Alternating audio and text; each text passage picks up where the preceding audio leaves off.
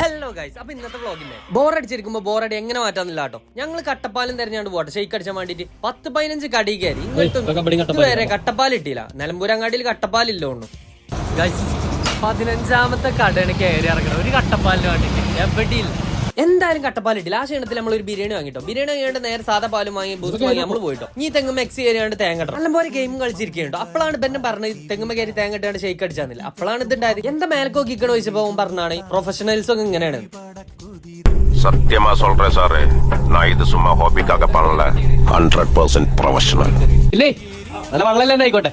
നമുക്ക് ഇങ്ങനെ പറയാനുള്ളല്ലോ, അറിയാം കയറാറില്ലല്ലോ. അങ്ങനെ ഒരു തേങ്ങ ഇട്ടാണ്ട് ഉതിർന്നിറങ്ങിട്ടോ. ആ ഇറങ്ങൽ എന്തൊക്കെയോ പറ്റിക്കണ് കാര്യമായിട്ടോ. അതിപ്പോ ഞാൻ ഈ പറഞ്ഞിട്ട് ശരിയാവില്ല. അങ്ങനെ ഇതാട്ടോ ഒട്ട തേങ്ങ. ഇനി ഓൻ തന്നെ ഇത് പണിയെടുക്കണം. കാരണം ഇതിച്ചറിയില്ല എന്തായാലും ഞാൻ ഒരു സംഭവം തന്നെ. പിന്നെ പാല് കട്ടായോന്ന് ഇടക്കിടക്ക് ഞാൻ തുറന്നു നോക്കട്ടോ. അയച്ചാറ് ഇതാട്ടോ നമ്മള് മിക്സിന്റെ അവസ്ഥ. ഇപ്പൊ പൊട്ടിത്തെറിച്ചും പറഞ്ഞുകൊണ്ടാണ് കറങ്ങണത്. അങ്ങനെ നമ്മള് സാധനമാക്കി ഇത് കുറച്ച് ബൂസ്റ്റുമായിട്ട് സംഭവം സെറ്റപ്പ് ആക്കിട്ടോ. പിന്നെ നമ്മൾ നേരെ ബിരിയാണി അപ്പൊ നമ്മൾ ഉണ്ടാക്കി കൊടുക്കുന്ന ടേസ്റ്റിലെ ഷെയ്ക്കും കുടിച്ചിട്ടോ. അപ്പൊ നെക്സ്റ്റ് വീഡിയോ കാണാം. ബൈ.